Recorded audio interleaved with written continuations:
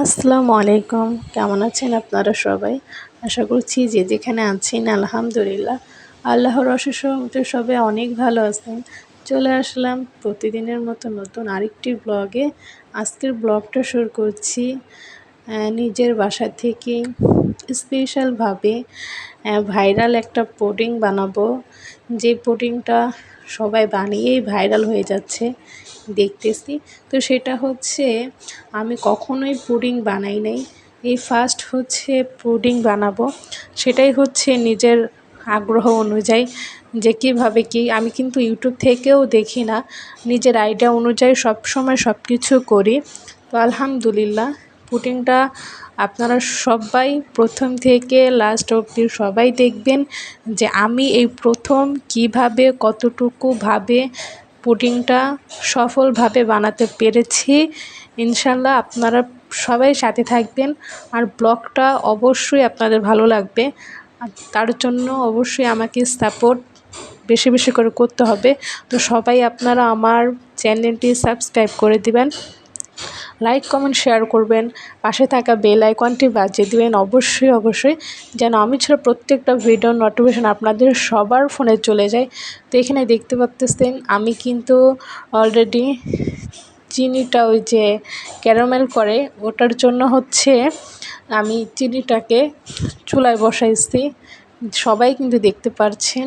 আর অবশ্য আমার চুলাটা একটু অপরিষ্কার আছে, সেটা নিয়ে কেউ প্লিজ বাজে কমেন্টস করবেন না। আমি অসুস্থ থাকায় আমার চুলাটা অপরিষ্কার আছে, পরিষ্কার করতে পারিনি। তো আমি হচ্ছে পরে ঠিকই পরিষ্কার করে নিছি। তো একটা কথা কি জানেন, আমরা সবাই জানি সংসার সুখের হয় রমণীর গুণে। তো কে কতটুকু কার সংসারে রমণী হতে পেরেছি সেটা শুধু নিজেরাই জানি। তো একমাত্র যে সংসার করে, সংসার গোছায়, সেই কিন্তু জানে যে সে কতটুকু রমণী হতে পেরেছে।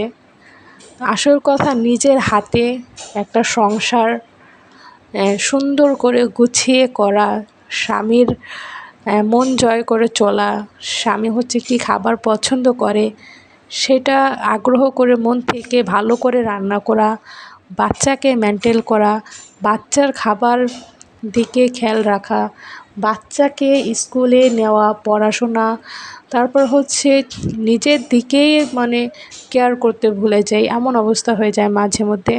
যেমন সংসারের সব কাজ কাম গুছিয়ে সবার মন জুগিয়ে চলতে গেলে নিজের মনের কথাই অনেক সময় ভাবাটা হয় না। তো সব কিছু মিলিয়েই হচ্ছে নিজের দিকেও একটু কেয়ার করতে হবে, সেটা আমরা সবাই জানি। কারণ দেখেন আলহামদুলিল্লাহ আমার স্বামী অনেক ভালো, আমি গর্ব করে বলি যে আমি এমন একটা স্বামী পেয়েছি। অনেক হাজব্যান্ডরা আছে যারা হচ্ছে ঘরে অশান্তি করে, ঘরে বউদের সাথে ভালো করে কথা বলে না। তারা কিন্তু আবার দেখেন বাহিরে ঠিকই মানুষদের সামনে ভালো থাকার জন্য খুব সুন্দর করে কথা বলতেছে, খুব সুন্দর করে স্মার্টভাবে চলতেছে, মানুষের সাথে খুব হেসে করে কথা বলতেছে। ভাই সেই কাজটা আপনি বাহিরে না করে আপনি যদি ঘরে আপনার ওয়াইফকে একটু সময় দেন, আপনার বাচ্চাকে একটু সময় দেন, আপনি যতটুকু কাজ করেন বাইরে সে কাজটা শেষ করে আপনি বাহিরে না থেকে আপনি ঘরে আপনার ওয়াইফ, বাচ্চা, ফ্যামিলি যারা থাকবে তাদেরকে সময় দেন, ওয়াইফের সাথে ভালো করে কথা বলেন, ওয়াইফের মন জোগায় চেষ্টা করেন। ওয়াইফ হচ্ছে আপনি বাহিরে কাজ চাকরি করেন আর ওয়াইফ কিন্তু একটা সংসারে চাকরি করে। যেমন হচ্ছে দেখেন একটা ওয়াইফের যদি একটা হাজব্যান্ড না বোঝে তাহলে সেই মানুষটার বোঝার আর কেউ থাকে না। কারণ একটা মেয়ে মানুষ বাবা মা সব কিছু ছেড়েই কিন্তু একটা হাজব্যান্ডকে ভরসা বিশ্বাস করে তার হাত ধরে চলে আসে তার সংসারে, যেই মানুষটাকে কখনো দেখে নাই। যেমন যারা লাভ ম্যারেজ করে তাদের ক্ষেত্রেও অনেকে হ্যাপি থাকতে পারে, আবার অনেকে লাভ ম্যারেজ করেও হ্যাপি থাকতে পারে না। আবার যেমন ধরেন ফ্যামিলি অ্যারেঞ্জ ম্যারেজ যেমন হয়, ফ্যামিলির দিক দিয়ে দিচ্ছে, মেয়েটা হচ্ছে তার হাজব্যান্ডকে কখনোই দেখে নেই, তাহলে সেই মানুষটাকে যদি আমি কখনো নাই দেখি তাকে একদিনে এক দেখাতে আমি কিভাবে বিশ্বাস করে ফেললাম বলেন? সেটা হচ্ছে উপর আল্লাহর উপরেই আছে। যেমন উপর আল্লাহ লিখে রাখছে মানে স্বামী স্ত্রী একটা হালাল। তো এই কারণে হচ্ছে এক দেখাতেই ভরসা বিশ্বাস করেই তার হাত ধরে বাবা মার সাথে এত বছর চলাফেরা, ছোট থেকে বড় হওয়া, একসাথে খাওয়া দাওয়া, এত মায়ার টান সব কিছু ছেড়েই কিন্তু স্বামীর সাথে স্বামীর হাত ধরে তার শ্বশুরবাড়িতে চলে আসে যেই মেয়েটা কখনো তার বাবার বাড়িতে এক গ্লাস পানি ঢেলে খেত না, সেই মেয়েটাই সংসারের শ্বশুরবাড়ির কাজ করতে করতে হয়রান হয়ে গেলেও কিছু কিছু শাশুড়ি আছে বলবে না যে মেয়েটা হয়রান হয়ে গেছে, বউটা হয়রান হয়ে গেছে, তাকে একটু রেস্ট দেই। এরকম কিন্তু সমাজে অনেক আছে। আমি শুধু তাদেরকে একটা কথাই বলবো যে যাদের মন মানসিকতা এখনও এতটা খারাপ আছে, তারা সবাই একটু চেষ্টা করবেন নিজেদের মুড মাইন্ড চেঞ্জ করার জন্য। সবাই চেষ্টা করবেন বউদের মেয়ের মতো দেখা। আর বউদের বলবো শাশুড়ি মাকে মায়ের মতো করে দেখা। কারণ আজকাল এমন একটা সমাজ চলতেছে যে বউ পারে না শাশুড়ি মাকে মায়ের মতো দেখতে, শাশুড়ি মা পারে না বউকে মেয়ের মতো দেখতে। যদি এরকমটা হতো, শাশুড়ি শাশুড়ি মা সবসময় বউকে মেয়ের মতো দেখছে আর মেয়ে হচ্ছে মানে বউকে ভাবিকে বোনের মতো দেখছে, তাহলে সেই সংসারে কখনোই কোনো অশান্তি হয় না। আপনারা সবাই কিন্তু সেটা খুব ভালো করেই জানেন। কারণ আজকাল মানে টাকাটা এতটা প্রাধান্য সবাই দিচ্ছে, যার টাকা আছে তাকেই মানুষ ভালোবাসছে, যার টাকা নেই তাকে মানুষ অবহেলা করছে। কেন ভাই? যার টাকা আছে তাকেই কি ভালোবাসতে হবে? যার টাকা নেই তাকে ভালোবাসা যাবে না?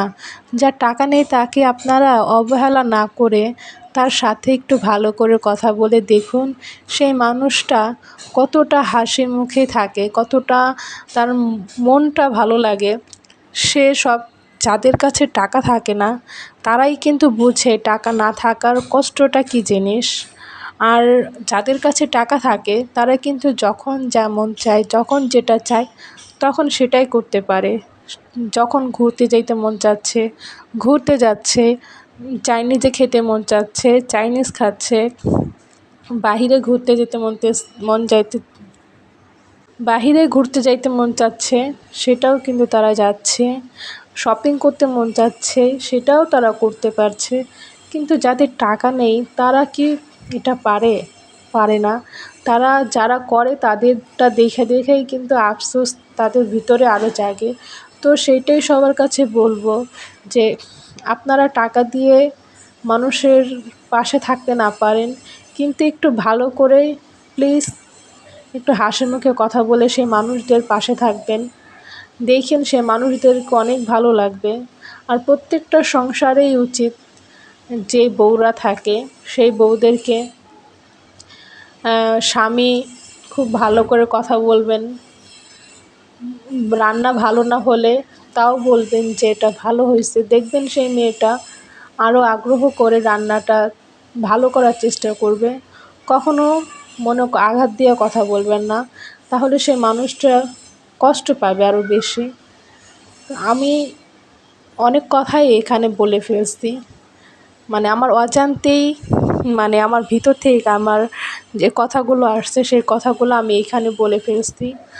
আমি জানি না এরকম কার জীবনে কার লাইফে ঘটেছে বা কার লাইফে এখনও হচ্ছে, সেটা আমি জানি না।